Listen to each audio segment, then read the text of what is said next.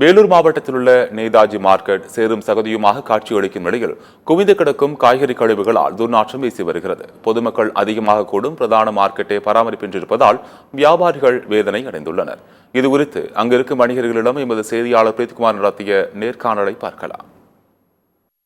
வேலூர் பழைய பேருந்து நிலையம் அருகாமையில் நேதாஜி காய்கறி மார்க்கெட் செயல்பட்டு வருகின்றன. இந்த பகுதிக்கு வெளி மாநிலங்களிலிருந்தும் தமிழகத்தில் இருக்கக்கூடிய பல்வேறு மாவட்டங்களிலிருந்தும் காய்கறிகள், பழங்கள், பூக்கள் கொண்டு வந்து சந்தைப்படுத்தப்படுகின்றன. தற்போது நாம் இந்த பகுதியை பார்த்தோம்னால் முழுமையாக சேரும் சகதியுமாக காட்சி அளிக்கின்றன. இந்த பகுதிக்கு வரக்கூடிய பொதுமக்கள் இந்த சேரும் சகதியிலும் செல்வதற்கு மிகவும் அவதிப்படுகின்றனர். இதை மாநகராட்சியிலும் பல முறை நாங்கள் தெரிவித்தோம். மாநகராட்சி நிர்வாகம் இதை கண்டுகொள்ளவில்லை என்றுதான் தெரிவிக்கின்றனர். தற்போது இந்த மார்க்கெட்டின் தலைவர் நம்முடன் இருக்கின்றார். அவரிடம் கேட்போம். இந்த வேலூர் நேதாஜி மார்க்கெட் ரொம்ப பழமையான மார்க்கெட்டு. பல நூற்றாண்டுகளாக இருக்கின்ற இந்த மார்க்கெட் இன்றைக்கு பெரும் பிரச்சனை, மாடுகள் பிரச்சனை, கழிப்பிட வசதி பிரச்சனை, குப்பைகள் தினசரி அள்ள வேண்டும், இப்படி பார்க்கிங் பிரச்சனை, இவற்றையெல்லாம் நாங்கள் நிறைவேற்றி தர வேண்டும் என்று எம்எல்ஏ அவர்களிடத்திலும் சட்ட மேயரிடத்திலும் ஆணையர்களிடத்திலும் நாங்கள் கோரிக்கையாக வைத்திருக்கின்றோம்.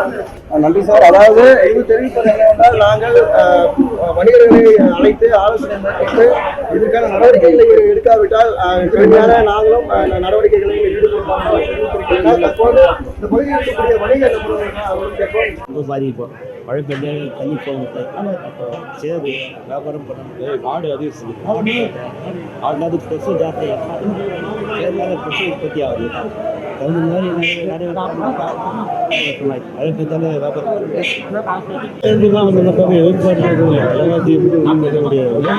மழை இல்லை வாங்கிட்டு வந்து போயிடுவோம். தெரிவிப்பது என்னவென்றால், எங்களுடைய கோரிக்கையை மாநகராட்சியிடம் நாங்கள் தெரிவித்திருக்கின்றோம். அந்த கோரிக்கைகளை மாநகராட்சி உடனே தீர்க்கும் என்று நாங்கள் நம்புகிறோம். பொதுமக்களின் நலன் கருதி தொடர்ந்து நாங்கள் மாநகராட்சியிடம் அழுத்தம் கொடுத்து வருகின்றோம்.